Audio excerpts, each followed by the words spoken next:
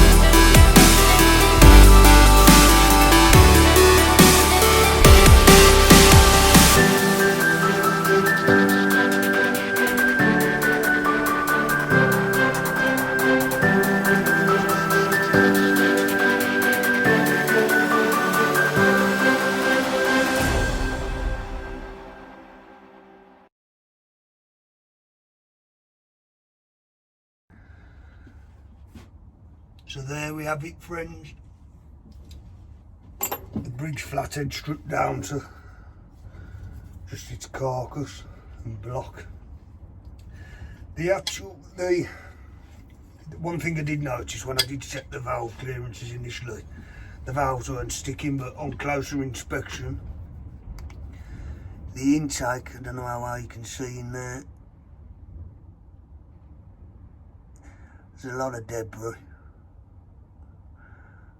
So this is the intake. Correct me if I'm wrong. A lot of debris in there, and it was a bit of a pain to get out, as though the intake valve was sticking. It didn't appear so when I first shook the engine down, but you can see in there that intake port, and I've got the valve stem here. Probably did want this tool, don't I? Probably could have done with lapping in hindsight, equally in hindsight. I did put some gasket seal on it when I stripped the engine down initially, but the gasket weren't bad, but probably could have done with a new head gasket. The piston, the bore itself. Let's have a look.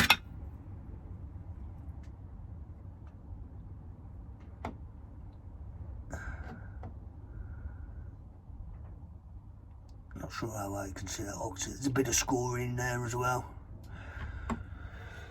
So we've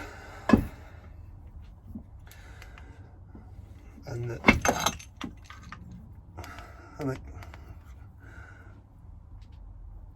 obviously a lot of carbon build up on the piston. The rings are alright, but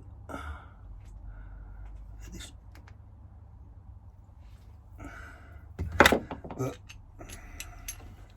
But so, I mean, the score, the bore. I mean, feeling round. I mean, if I was to rebuild that, I'd re-home that out. I have known people use JB weld. I would obviously go with the new rings, even though the rings aren't too bad. New head gasket. But salvage wise, I mean, got the cam. The sump's not bad. Flywheel's decent. Carb coil, connector rod, decent.